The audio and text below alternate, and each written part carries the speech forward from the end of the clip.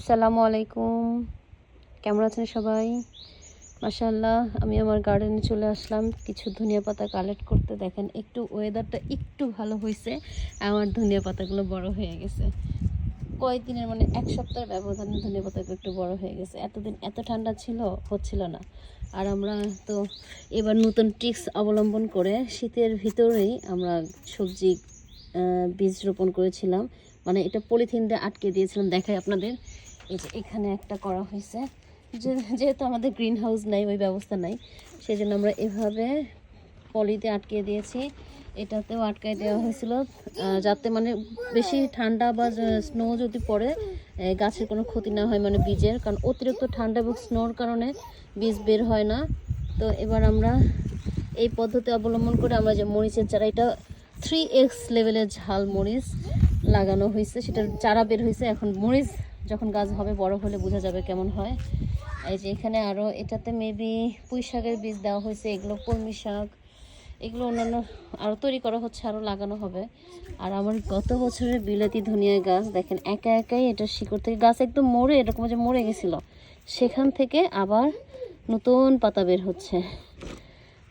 মাশাল্লাহ, আমি তো ভাবছিলাম আবার লাগাতে হবে, নাহলে হবে না। তো দেখি যে ওই মরা গাছের শিকড় থেকে, প্রত্যেকটা গোড়ার থেকে আবার নতুন করে গাছ বের হয়েছে।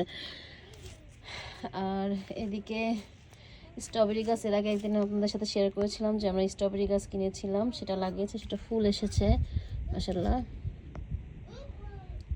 এইটা গাছেও ফুল এসেছে। আর এর ধনিয়া পাতার মধ্যে কিছু পালং শাক হয়েছে, কারণ পালং শাকে এর আগের বছর এখানে পালং শাক লাগানো হয়েছিল, সেটার বীজ মেবি ছিল, সেখান থেকে কিছু পালং শাকের মধ্যে হয়ে গেছে। তো ধনিয়া পাতা অনেক হয়ে গেছে, আমাদের মেবি একটা টব ক্লিন করতে হবে, কারণ অন্যান্য গাছ লাগাতে হবে। আর এটাতেও পালং শাক লাগানো হয়েছে। এই তো আপাতত গার্ডেনের এই অবস্থা।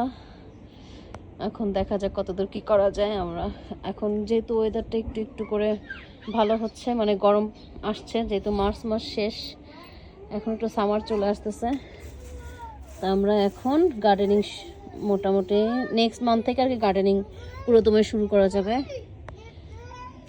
ওকে, আল্লাহ হাফেজ। সবার সাথে এইটুকুই শেয়ার করলাম যে আমার গার্ডেনের আপডেট দেওয়ার জন্য অনেকেই অপেক্ষা করেন আমার এই বারান্দা বাগানের আপডেট জানার জন্য। তো এই অবস্থা আমার বারান্দা বাগানের, যদিও এখনও মার্কেটে বা গাছ উঠেনি, গাছ উঠলে আমরা কিনে সেগুলো লাগানোর চেষ্টা করব।